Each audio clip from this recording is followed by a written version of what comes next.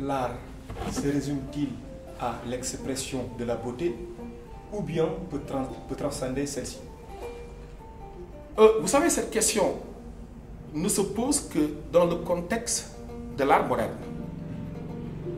L'art moderne qui se prend lui-même comme objet de réflexion et qui s'interroge sur des questions comme celle-ci, c'est-à-dire le fait de savoir est-ce que c'est le beau qui fonde l'art ou bien est-ce que l'art peut viser autre chose que la beauté. Il faut savoir que pendant longtemps, cette question ne s'est pas posée. Parce que pour les classiques, la beauté a été la seule finalité de l'art. Pour les classiques, l'œuvre d'art était l'œuvre qui, sortie des mains et de l'esprit des hommes, pouvait rivaliser en beauté avec la création divine. Léonard de Vinci, ce peintre célèbre, disait que l'œil reçoit de la beauté peinte le même plaisir qu'il reçoit de la beauté réelle.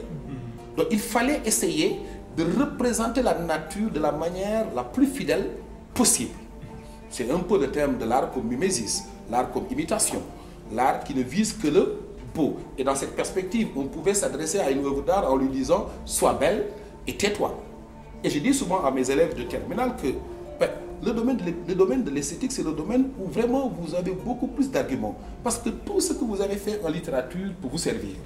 Je renvoie aux Parnassiens, Théophile Gautier qui disait que il n'y a de vraiment beau que ce qui ne peut servir à rien. Tout ce qui est utile est laid, pour montrer tout simplement que pendant longtemps, la beauté a été la seule finalité de l'art. Et André Lalande définit l'art comme toute production de la beauté par les œuvres d'un être conscient.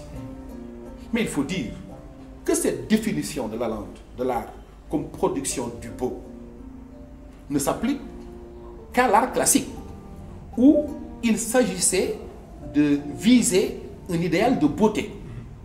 Cette définition de l'art n'intègre pas en particulier les formes les plus modernes et contemporaines de l'art, où la beauté certes existe, mais à côté de la beauté, à travers l'horreur, à travers le comique, à travers le risible, l'artiste cherche à s'exprimer à travers ses œuvres.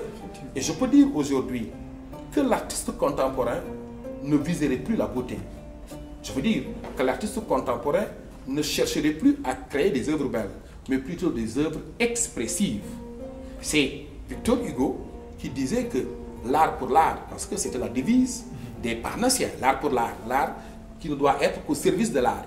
Et Victor Hugo disait, à propos de cette conception de l'art pour l'art peut être beau, mais l'art pour le progrès est plus beau encore, pour dire tout simplement que l'art peut avoir des fonctions, que l'art peut servir. Et d'ailleurs, si nous prenons l'art nègre, Senghor disait que l'art africain est un art fonctionnel. Parce que l'œuvre d'art en Afrique est un instrument en vue d'une fin. Ce qui fait qu'on peut revenir sur les multiples fonctions de l'art africain. Fonction sociale, fonction contestataire, fonction pédagogique, fonction commémorative, fonction, etc., etc. Pour dire tout simplement, tout dépend de la conception qu'on se fait de l'art.